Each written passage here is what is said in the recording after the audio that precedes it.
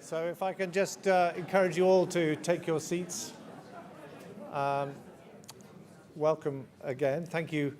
It's a great pleasure to see so many of you here in our auditorium in Canary Wharf, and also to many of you I know joining online. And it's a great pleasure to welcome you to the 2024 edition of the EBRD Literature Prize. And we're very delighted to be here and joined by our esteemed chair of judges, Maya, as well as her two equally distinguished panelists, Maureen Freely and Philippe Sands. And Philippe is online with us here. And also on the stage in front of you are the real stars of this evening, the authors and translators of the three extraordinary books that you see there on screen. And Philippe is with us there now as well. So I'll just briefly introduce them. So closest to me is Aaron Aji here, and then Maureen Freely, Maya Jaggi, and then Attila Bartish. Next to him is Judith Solashi, and finally Peter Sherwood. And you'll be hearing from the judges and the finalists very shortly. But first, please allow me to introduce our president, Odile Renaud-Basso, to set the scene.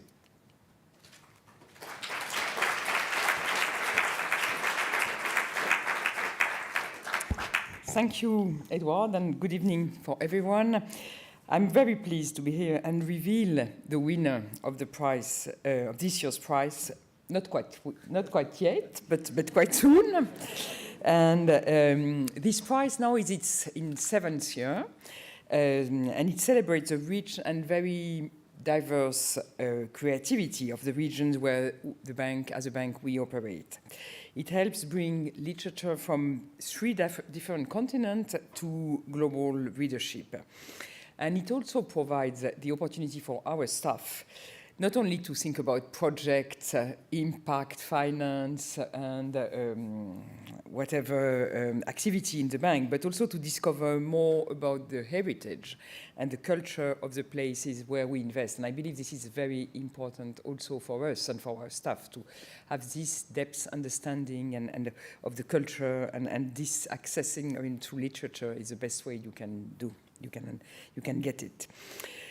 So this time last year, I announced that the Czech author Bianka Belova and her translator Alex Zucker had won the 2023 prize for their novel The Lake.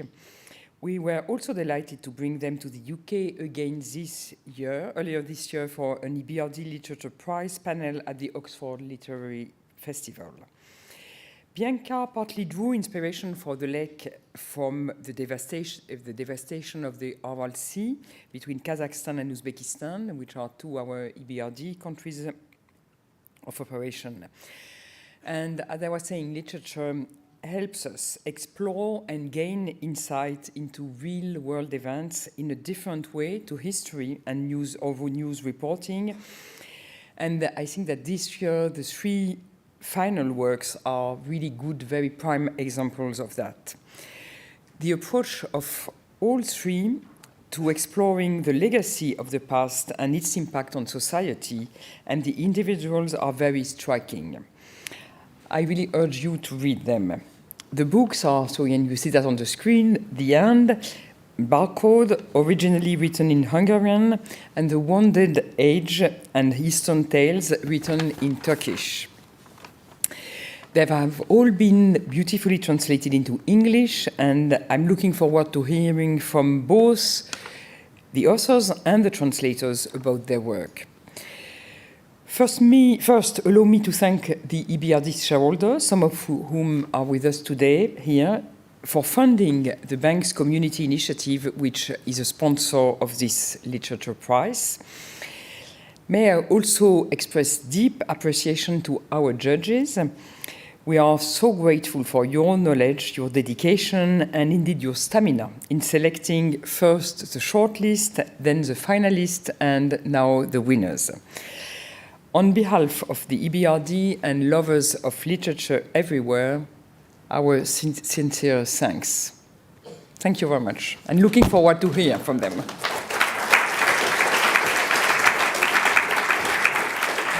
Thank you. Thank you very much indeed, Odile. And now let me introduce Dr. Maya Jaggi, who is this year's chair of the EBRD Literature Prize.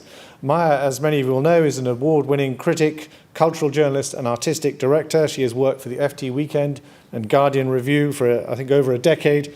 She's interviewed hundreds of writers on 5 continents and I think no less than 15 Nobel laureates in literature. Maya was elected as a Fellow of the Royal Society last year and has been awarded an honorary doctorate by the Open University for extending the map of international writing.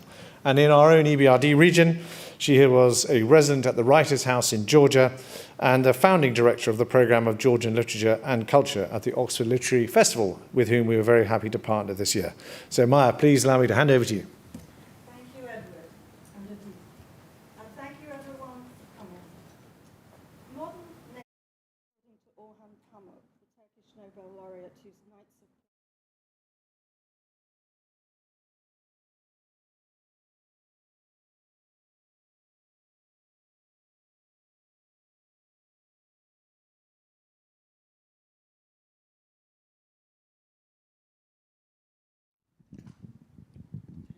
You don't have me. Okay. Did people get that? I hope so.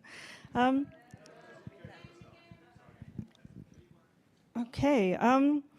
So I was saying thank you both. And Modern Nations, according to Orhan Pamuk, the Turkish Nobel laureate whose Knights of Plague was on last year's shortlist, do their deepest thinking about themselves through novels.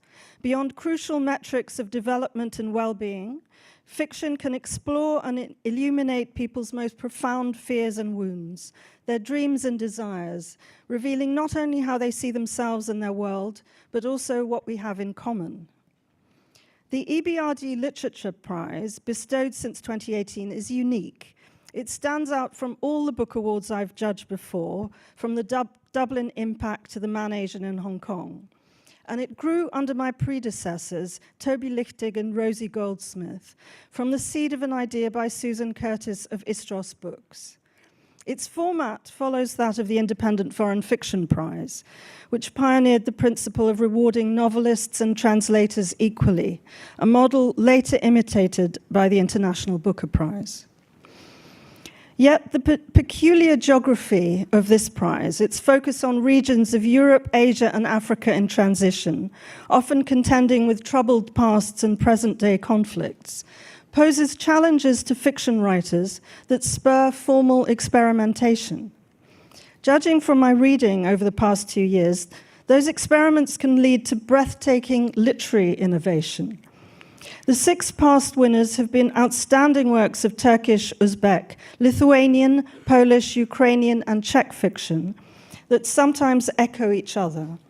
At the Oxford Literary Festival in March, Bianca Belova spoke to me of a shared history and subliminal terror common to post-Soviet space. This year's shortlist, chosen from a record number of submissions, ranged from Christos Komenides' Greco-Turkish family saga and Norman Manea's exilic wanderings to Khadija Marouazi's bulletins from Moroccan dungeons. From Joachim Topol's picaresque odyssey of a Bohemian theatre troupe in a Europe erupting with xenophobia, to Andrei Kirchhoff's bittersweet comedy of aging Ukrainian rockers, blithely unaware of the cataclysm to come. 3 books in diverse literary forms emerged as the unanimous frontrunners. We admired their power and originality and the suppleness and consistency of the translations. Before we hear from the finalists, I'd like to bring in my fellow judges, both of whom are former presidents of English Pen. Professor Maureen is a novelist, journalist and translator from Turkish, including several works by Pamuk, and the originator of the Warwick Prize for Women in Translation. Her own rendering of Cold Nights of Childhood by Teza Özlü won the Greg Barrios Book in Translation Award at this year's US National Book Critics Circle. Philippe Sands, on the screen, author, international lawyer, and King's Counsel, is Professor of Public Understanding of Law at University College London. East-West Street, his family memoir of the Ukrainian city of Lviv, traced the origins of human rights law and won the Baillie Gifford Prize, while The Last Colony exposed the scandalous treatment of the Chagos Islanders. Philippe is on deadline to deliver another book, so he joins us remotely from France. I will start, please, with Maureen as a novelist and translator yourself. What were you looking for in the books we read, and what did you discover? I want to make sure that you can hear me. Yes? Okay. I was looking for books that would surprise me. What I found in many, on different continents and in many different countries, was the history of the human cost of authoritarian regimes, and what the rest of the world looks like if your understanding comes from that place. I feel like I lived in all of the countries that the books came from. I'm humbled. And Philippe, while we were judging the prize, you've been advocating at the International Court of Justice in The Hague. What was it like for you to turn to this fiction between courtroom battles, and what were you looking for in these books yourself? Well, Maya and Maureen, it was a heavenly relief to get away from some of the things that are going on in the world right now. And can I just begin just by thanking all the authors who contributed, and of course the EBRD for hosting the event, but also all the translators, because one of the things that I'm so committed to in my world is wonderful translation, and this was a real pleasure. I suppose these books in the shortlist and more broadly often touch on very difficult, painful subjects, but they do it in a different way. They do it in a way that opens up the imagination, that takes you away and takes you to a more internal place. And I think that, for me, was the magic of this prize. I know many of the countries that the EBRD serves. I've spent a lot of time in them. And it's a wonder and a marvel to me, the sheer brilliance of the writing, the way we are taken and transported into other places, into other people's ways of thinking. And I think that's the real magic of this event and this prize. And indeed, perhaps, Philippe, you've answered this a little, but you're both champions of obviously freedom of expression, but also human rights, social justice, and in various other kinds of work and writing. Maureen, do you think fiction can play a role, however indirectly, in advancing those ends? And how does it do that? My answer is yes. And it is, to echo Philippe, because it brings out what it's like to be in a particular place, living under certain conditions, but also through art, understanding how to live, where to find the beauty, how to connect. So much in the world of fighting for freedom of expression and human rights, we end up with case studies, we end up with numbers, and this reverses that terrible abstraction. Yeah. Mm-hmm. I don't know, Philippe, if you'd like to add anything further to that. You were so eloquent in your first question, but the answer is I agree completely with Maureen. I as you heard, I teach at the University of London. I teach in the States. I make my young international lawyers read literature, read fiction, and non-fiction, as a way of understanding the world it is that we seek to operate in, the world of international institutions, the world of law, from another perspective, perhaps a more human perspective, to understand the role that individuals and groups have. So I'm exactly where Maureen is. Literature is vital, and it's vital right now. And Maureen, this year the prize was open for the first time to North American publishers, two of which are represented on our marvelous finalists. Why, in your view, is that enlargement important? Well, we're all in this together, and in the Anglophone world in particular, we need to work together to make sure that the doors and the windows open so that we can commune with literature from elsewhere and all the richness. I think all of us who work as translators living in this country are half the time, if not more than half the time, working with really gorgeous houses, independent houses in America, and it just seems silly to have national templates keep us from understanding the richness that's out there. That's something else exceptional, I think, about this prize in the UK sort of environment. Lastly, to come back to you, Philippe, we were unanimous on the finalists, and we were also unanimous on the winner, who will eventually be named. You described the process as almost miraculous. Could you explain what you meant? Well, Maya and Maureen, you, like me, have been on a number of book prize juries, and I don't think we've had the experience before with so many wonderful books. I mean, really, it was a rich, rich experience, but dozens and dozens of books, that when it came to settling on the three, we didn't even have to have a debate. It lasted about a minute and a half. We were all agreed. And then when it came to the winner, we were also agreed. And I think that is, I mean, it's never happened in my experience. I don't know what it says about the books. I don't know what it says about us and our way of communicating, but it felt miraculous and rather wonderful.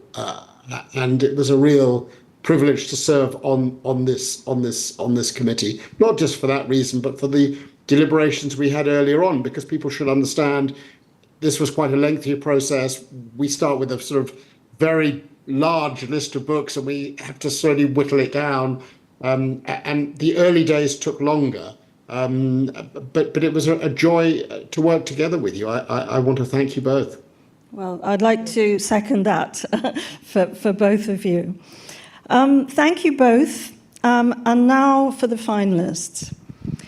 The End, Attila Bartos's third novel, consummately translated from Hungarian by Judith Selassie and published by Archipelago Books, is a devastatingly frank portrait of an artist, a photographer, under pressure in post-communist Hungary. It looks back to the disintegration of a family in a police state, and its structure resembles a series of snapshots, each capturing an image or fragment of memory. We can hear a video extract now. On photography. I look at a woman's face. Her ecstasy fills me with curiosity, yearning, fear, the wish to unite with her. I press the shutter release button. And then something happens. The ecstasy turns into tears, anger, hate, feelings that have nothing to do with what I felt just a moment before when I took the picture. A photograph can even amplify what I felt the moment I took the picture. The photograph can't help it. It has no other choice. A photograph can't see into the future and it can't see into the past, and this being the case, a photograph is merely the point where the future and the past connect. It is, if you will, the continuous present. Come to think of it, I don't know why it should be more difficult for us to accept the void between photography and reality than it is to accept the fact that what we see up in the sky is no longer there. Surely, this must be because we're the ones on the photograph, our light and the light that we reflect. For all we know, perhaps it is in fact blasphemy when the light of a single moment of mine outlasts the moment itself, outlasting me. And so, in essence, there is no substantial difference between a photograph and the light of a star that reaches us millions of years after the star has vanished. Attila, The End recalls a communist Hungary of spies, informers, betrayals after the 1956 Soviet invasion. And you've said it took you 15 years to write. Now, without giving too much away of the plot, because much hinges on that, could you say why it took you so long to write this book?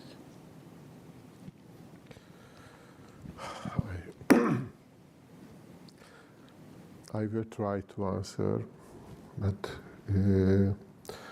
it had many reasons. So of course, when I started to write the book, I had a vision. But the writing takes time, a lot of time. And in this time, in the reality, happening many, many things. And I was almost at the middle of the book when my father passed away. What means that from that moment I had to throw away, not all, but almost all what I wrote before, and I had to restart it from the very, very beginning, the whole story, because the figure of the father is very important in the story. This was one of the main reasons why it took so long to write the book. And although the protagonist is 25 years older than you, Yeah. and also you were born into the Hungarian minority in Romania, and yet there are many similarities in your life at various points. So was that part of the sort of difficulty of the process of writing? Yeah, there are similarities, but this not means that the book is autobiographical. So nobody would be able to rebuild my real life based on this novel or any other works of mine. But that's not question that the book is extremely personal. What means, first of all, that those emotions, what you find in the text, those emotions must be real. If they would not be my own emotions too, the all would be fake. Would not make any sense. Mm-hmm. So that means to me that a text is extremely personal. Of course, there are some motifs in the text which somehow are connected with some stories of my life, but not this is the most important part. Not directly. Can I ask you, Judith, the prose in this book is limpid, it's almost transparent, but without losing subtlety.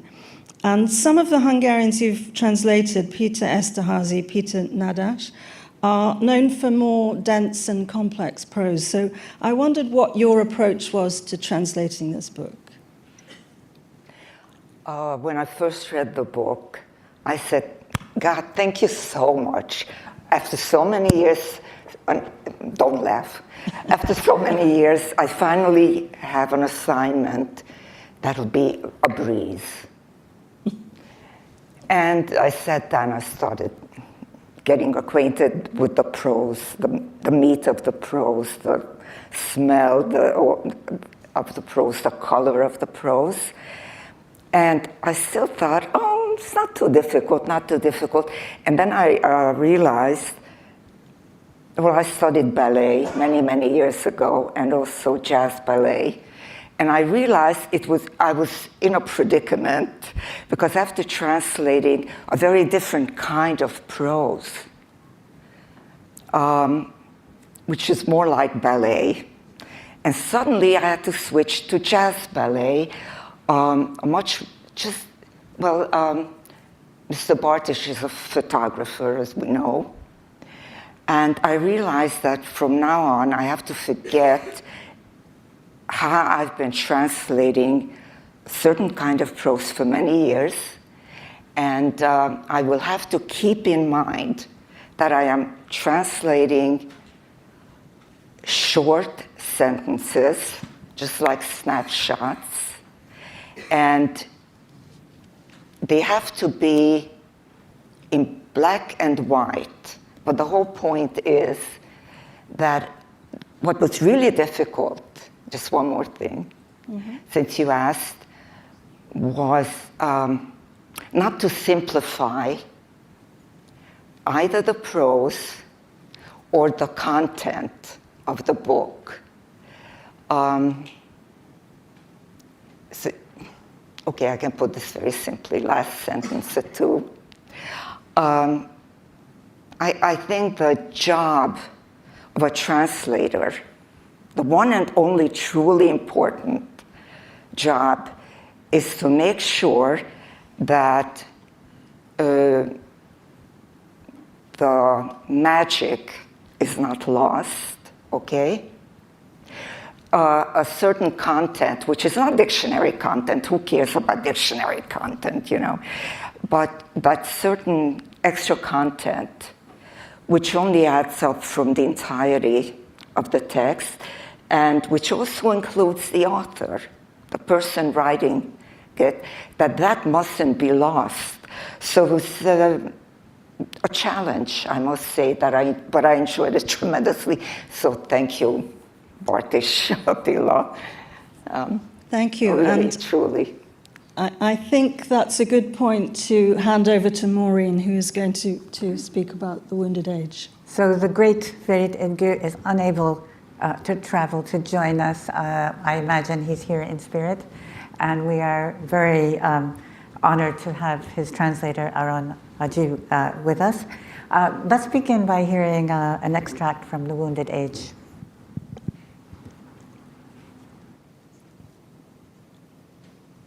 What's your name? I asked the child standing alone on the side of the road, staring at the hill. Maral. Where are you from, Maral? Nowhere. I am here. What are you waiting for here? My my father. And where is your She gestures towards the mountain. Up there. How many days have you been here, Maral? Many. How do you know your will come? Everyone is coming. He will come too. If he comes, he will find you in the village. Let's take you there. She shakes her head, and then she starts screaming. There, see, he's coming. Didn't I tell you? He's coming. We look in the direction she's looking. Empty. We see nothing. Where, Maral, I ask. She points at the summit. There, up there. Look, look, he's coming down. I look at Wahab. Yes, I see, he says. There, he's coming down. I told you, Maral says. She is dreaming, Wahab says. Let's keep going. Aaron, this is such a beautiful translation. The voice comes through so powerfully, and with it the emotion and the tragic beauty, yes? In your note, translator's note, you said that you had a very strong emotional response to the text while translating. I was wondering if you could explain. Sure. So Philippe was a hero for us in my generation, because he's the first to actually narrate the stories of the other. In this particular case, the Kurdish people in Hakkari that we knew only in the news. And he in fact epitomized for us what we had to do to get to know the other as a human being. And a lot of us, in fact, became extremely loyal to the idea of making this new country, right? New society that would be, in fact, made of differences, but grounded in this determination to know them in person.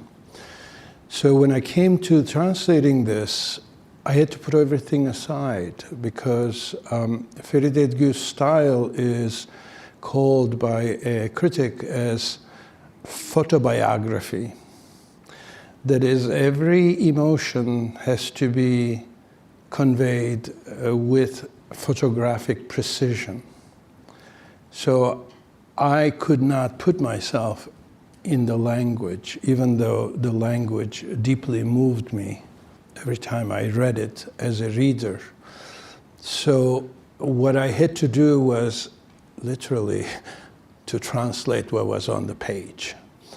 Now, you may think that that's actually very easy for a translator, but it's really quite the opposite.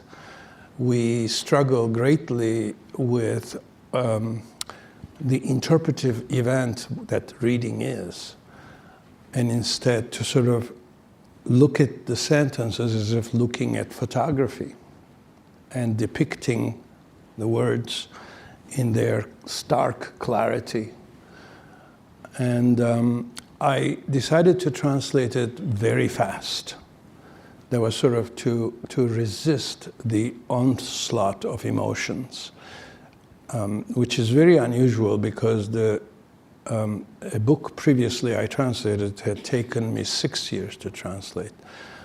I'm a very slow, very meticulous translator. But this one, I did the reverse, and I think I loved the way he read it. I think it reads very, very beautifully. That's thanks to you. Thank you. And I think what you need to know is that Philippe Egu's life changed when at the age of 24 he went to teach in the province of Hakkari on the border of Iraq and Iran. And what he saw there, what he experienced there, turned him into another person. But he himself can tell us that in his own words now. Bir insanın hayatında birkaç defa doğacağına inanırım. Gerçek anlamda doğacağına. Bunu Hakkari'de 9 aydan biraz fazla sürdü ama Hakkari'de bunu hissettim. Toplumsal olan ne varsa benim için insana karşıdır. İnsanın özünü yok etmek üzeredir. Yani toplumsal oluşumlar insanlığın selameti için değil, tam tersine onun yaşayacağı hayatı bir drama çevirmek içindir. Bütün oluşumlar toplumsal. So, Aran, we've seen many more books coming from Turkish into English over the past few years, but the great Philippe Egu has been missing. And I was wondering if you could help us all catch up, or help our audiences catch up, about his place in Turkish letters. I think Philippe Egu belongs to what we call in Turkey the 50s generation. These were writers who published in the 50s their first works. And they were highly experimental writers, including Oğuz Atay, Turgut Uyar, Bilge Karasu, whom I have translated, and of course Philippe Egu. And if you look at these authors together, you will see, in fact, almost 4 different directions that they made possible in Turkish literature. And each one is a stylist, and each one has had their adherents moving forward. And likewise, Philippe Egu, of course, one among them. So he is best known for a season in Hakkari'de bir mevsim, which I'm currently translating. And as you said, he should have been translated already. He should have been translated widely. I started with Wounded Age and Eastern Tales, partly because I believe that any literature that we translate enters a very crowded weather system as a lonely cloud. And for it to really make rain, it needs a system of its own. So as I tried to do with Bilge Karasu, I thought that it would be good to have multiple texts by Philippe Egu available. So I think what you will discover in Philippe Egu is every bit an international writer who speaks about humanity in the present moment that is not only of the past, but of the present as well. Because that photographic precision with which he conveys those stories, they endure, they outlive. I mean, the passage from your book was so beautiful about how photography sort of is almost blasphemy.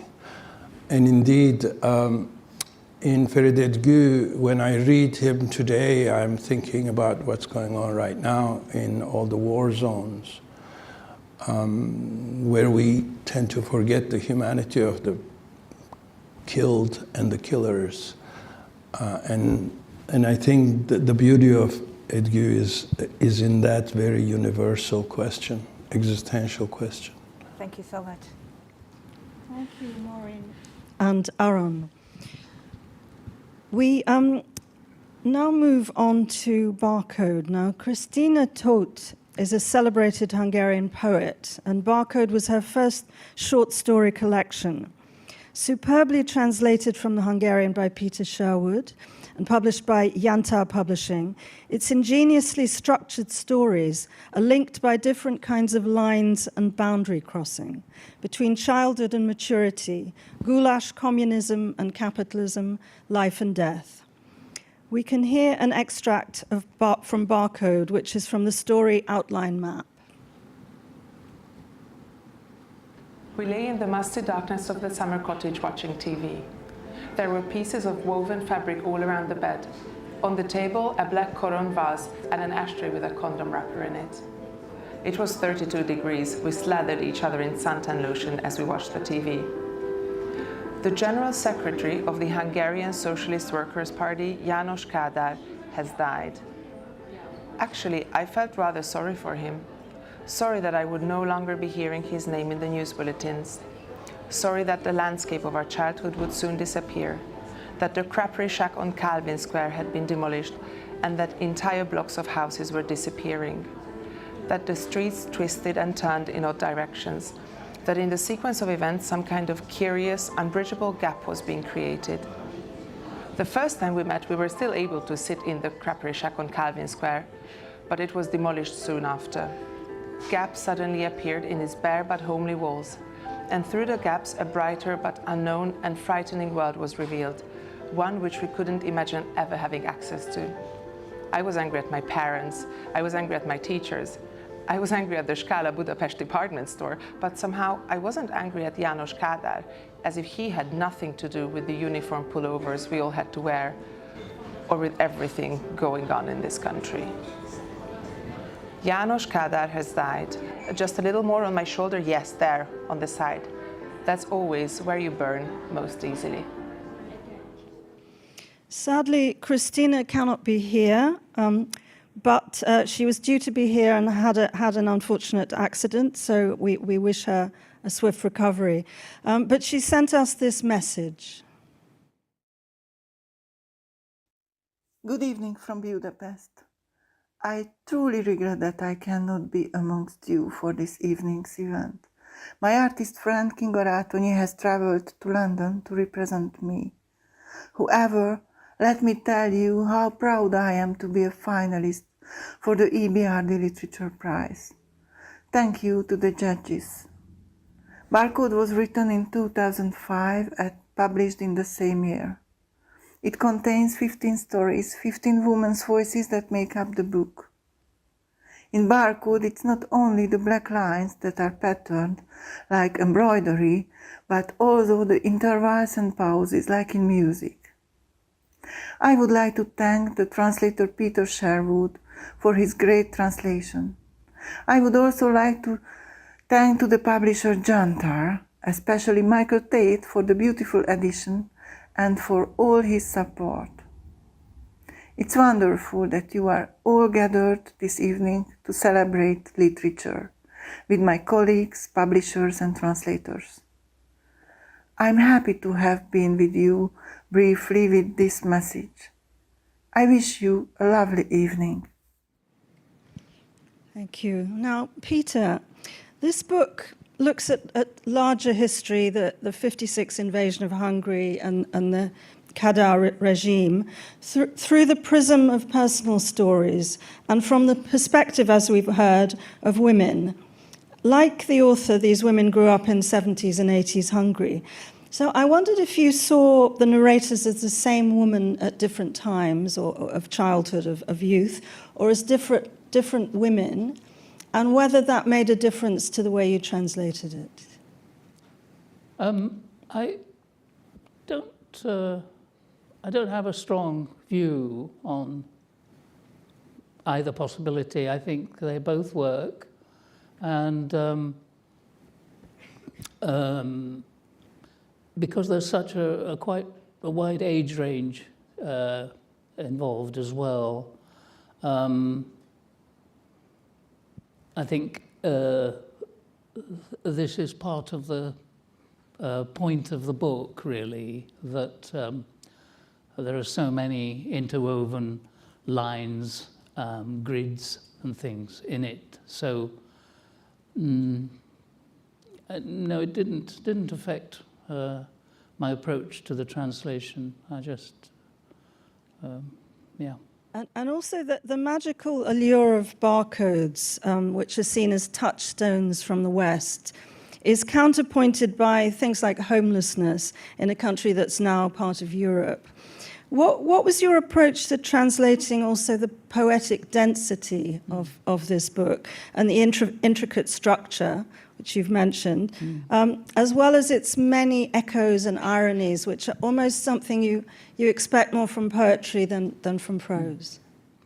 Well, it's very important to bear in mind that Christina started as a poet. Her first collections were of poetry, and this was the first prose collection that she published, and of course it has very strong poetic language in it, and I have been following her career for more than 20 years, beginning with translating her poems, in fact. So I was quite familiar with her language, her approach, and her very distinctive way of putting the chunks of language together. I mean, it's also interesting that she's very prolific. She publishes all kinds of writing, children's writing. She translates from French. But one thing that's not often mentioned is that she has a special interest in designing stained glass windows.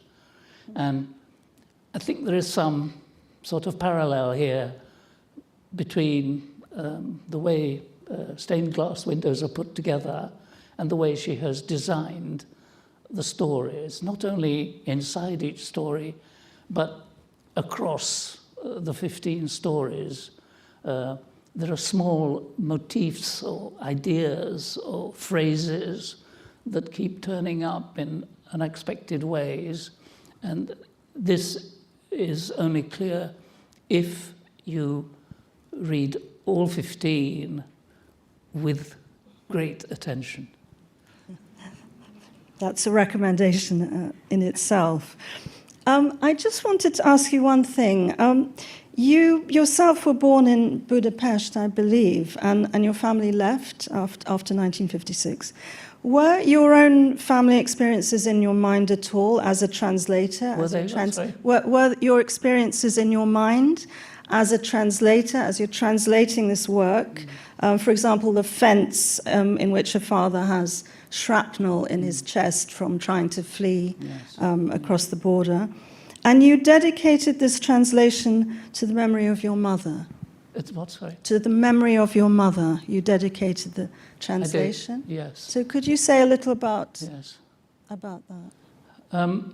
Well, I was 8 when I left, so I don't really have personal memories of, for example, 1956.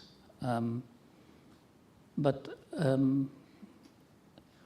it's, I wanted my mother as the dedicatee because for me, it's a deeply personal thing to translate from the language of my heritage.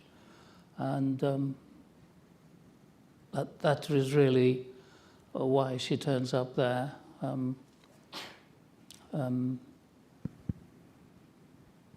Yeah. Thank you so much. Now, three marvelous books, as you've heard, and we can only really commend them to all of you, and that you read all of them.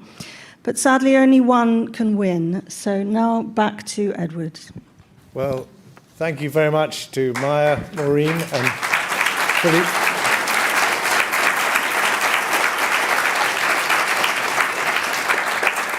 I think you have set the scene perfectly for the big moment here. And now I invite Odile back for the big reveal.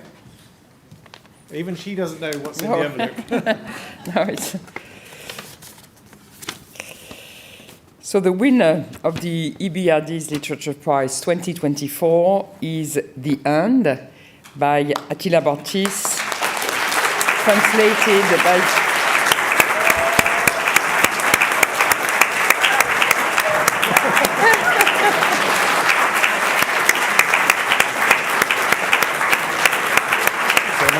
Go out and we'll give you the trophies. Yeah. Okay. Thank you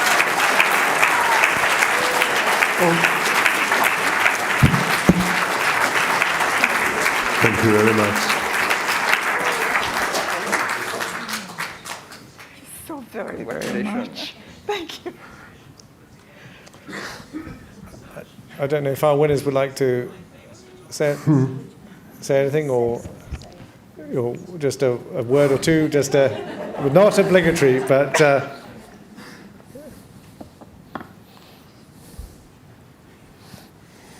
Thank you very much. Perfect. Okay.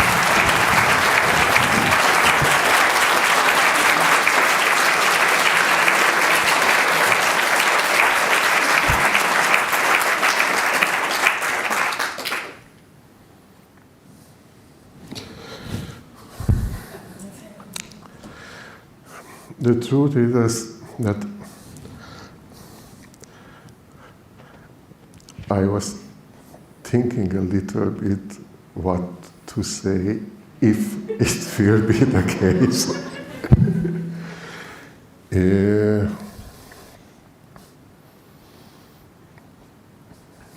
I'm a writer, so I will tell a story. The story is not fiction at all. In half of my time, from more than a decade, I live in the other part of the world, in Indonesia, in Java Island. Not so far from my place, it's the volcano Merapi, which is the most active volcano of Indonesia.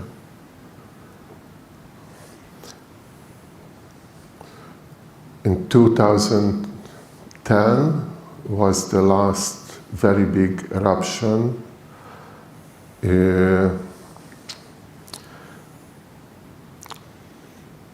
So from the south part of the mountains is 3,000-meter mountains, and from the south part of the mountains, from the forest, the owl monkeys ran away, and they went to the other side of the mountain to survive somehow. On the other side of the mountain, there is a village, one of the poorest villages of the area. The village is up at 2,000 meters or something like that, and they do agriculture. They have they had some plantations for tomato, eggplants, and things like this. The monkeys arrived, and they love a lot the vegetables, so they ate all.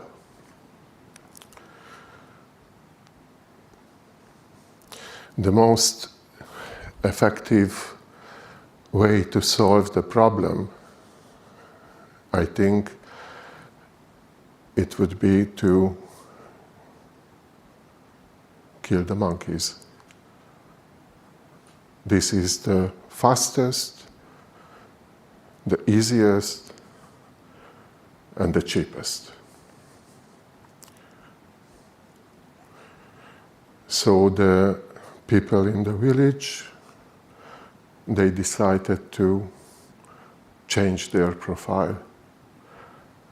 And instead to kill the monkeys, to change from vegetables to flowers and tobacco.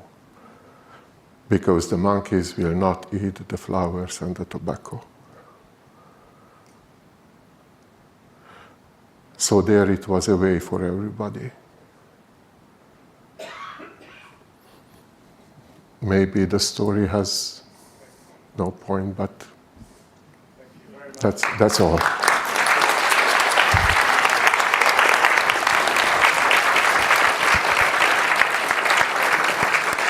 We also have, of course, two wonderful finalists, two runners-up, and first of these is The Wounded Age in Eastern Tales, written by Philippe Edgou and translated by Aaron Jaggi and published by the New York Review of Books. And we're delighted that the son of Philippe Edgou, Eunice Edgou, is here to accept the award on his behalf together with Aaron. So.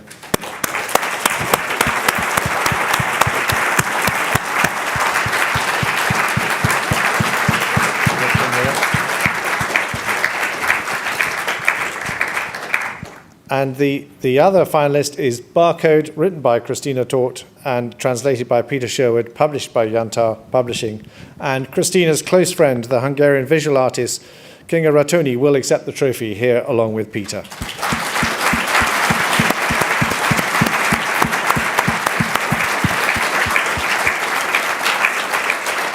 Okay. And I think Kinga, you wanted to say something. Good evening. I just would like to say thanks in the name of Christina Toth. It's very unfortunate that she can't be here, so that's why I'm picking this up. And at the same time, I would like to congratulate to Attila Bartis, and I love his book very much, and it's a very big surprise for me that he won't here tonight. And of course, congratulations to the translator for Krista's book. So thank you very much, everybody.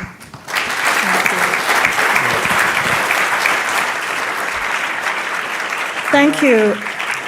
Before we invite you to celebrate, I was asked to judge a staff book review competition in tandem with this prize. And I'd like to announce the winner is Alicia Benito Martinez for her perceptive review of The End. The two runners-up are Po Sian Go, who reviewed The Wounded Age, and Alchkin Muntbat for Nikki. So congratulations to them, if they'd like to come up.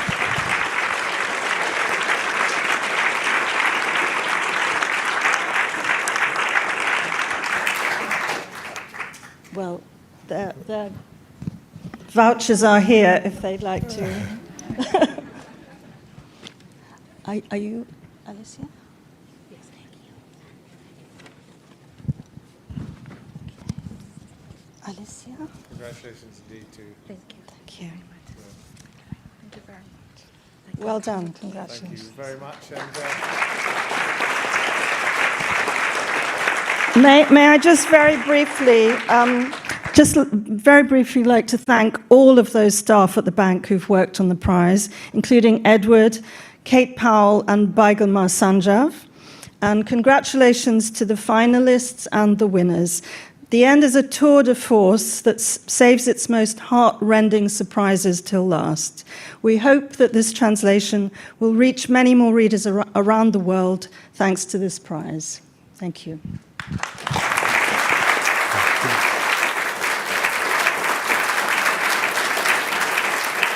And as we wrap up, I also want to thank Maya very sincerely for her excellent leadership of the judging panel, joined by Philippe and Maureen, who gave time from their very busy schedules.